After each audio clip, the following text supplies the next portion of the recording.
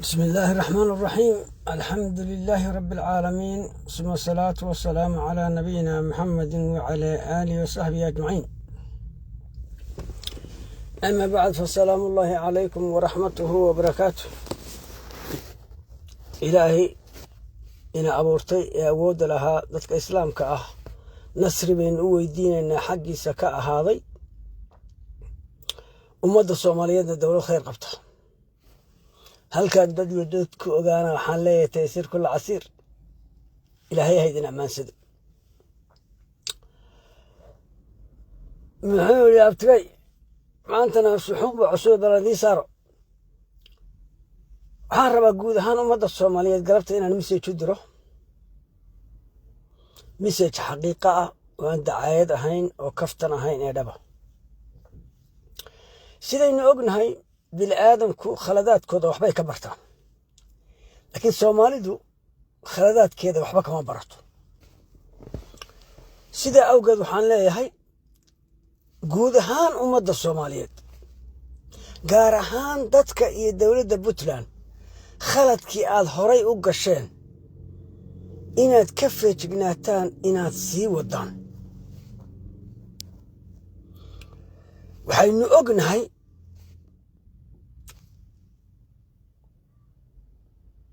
maamulkii Puntland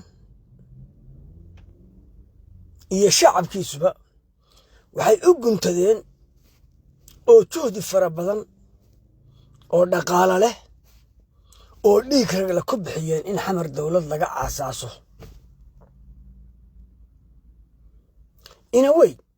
xilligii Cabdilaahi Yuusuf la wada garanaya alliance xitaa u soo kaxaystay dawlado bal si mar uun meeshii bari geelu fadhiisan jiray bal wuxuu looga umaamado.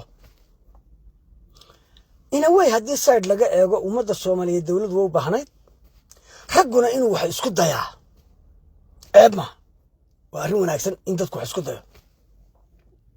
laakiin markaad resultiga wixii aad isku dayday hesho waa in aad resultigaaga akhriyi karaysaa. waxaan ognahay iyadoo ummadda Soomaaliyeed dawlad u baahnayd maamulkii waqtigaa jiray Puntland iyo kuwii ka dambeeyayba juhdi badan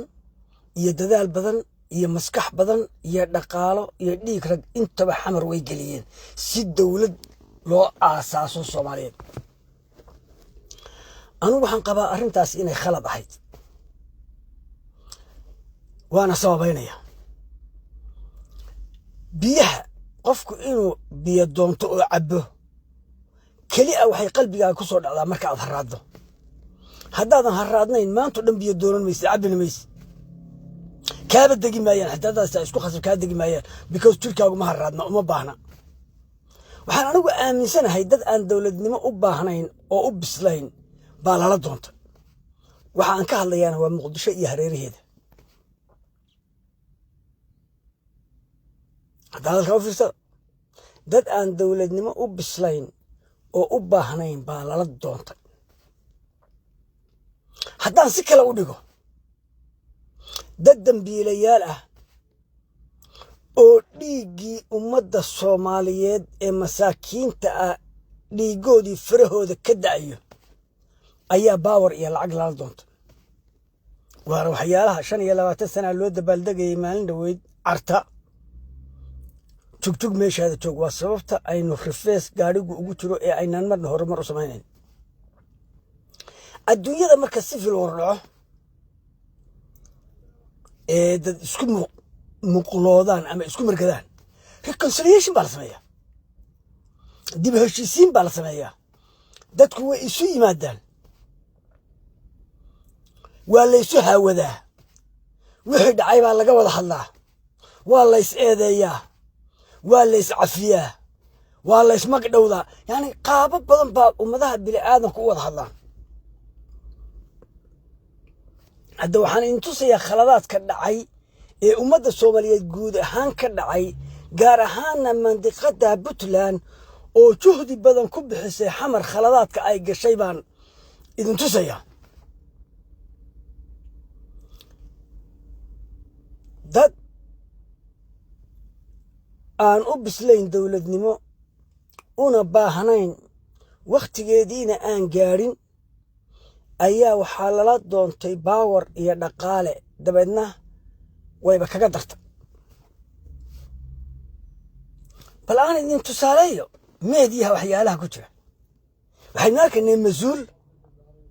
mas-uul baynu arkaynay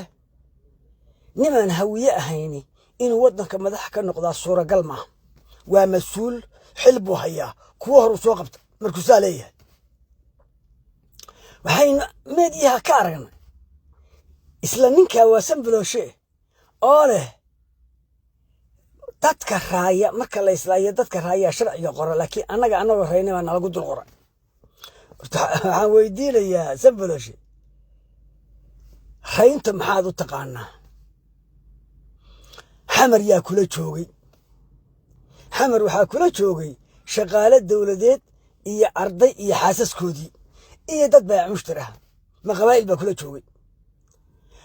berigaa waxay bixiyeen qolada muqdisho area degtaa waxay bixiyeen waxa la yidhahdo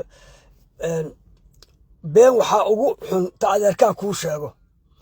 iyagoo uga jeeday yacni adeeradiin baa daaroodka bay maagayeenoo adeeradiin baa idiin sheegay hawiya inuusan waxba ahayn laakiin waxaa ka xun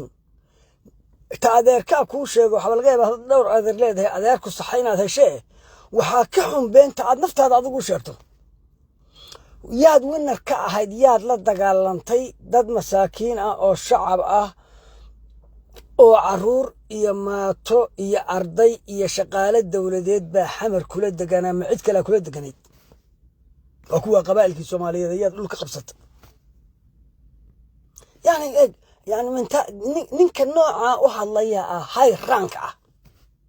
high rank ninka noocaa u hadlaya ayaa high rank ah oo darajooyin sare loo kala bedbedelay oo waddanka ah dafiiriya haflug dadkaas waxaa halkaa gaadhsiiyey iyadoon laga xisaabtamin wixii dhacay oo wixii maanta la kala haya la isa siin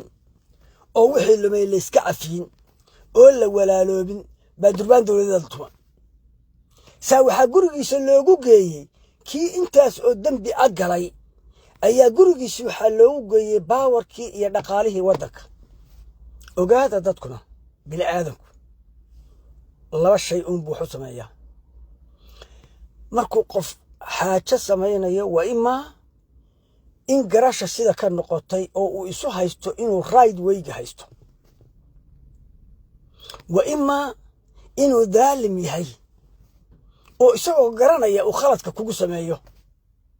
labada jeerba kii aadan qabanba wuxuu qaataan kuu sheegaya qofku haddii uu waxaan u sameeyey garasho asaadan qaban wuxuu u qaadanayaa inuu waddadii sax ahaa haysto hadduu daalim ahaa oo isagoo garanaya khaladka sameeyena wuxuu u qaadanayaa inaad xoolo tahay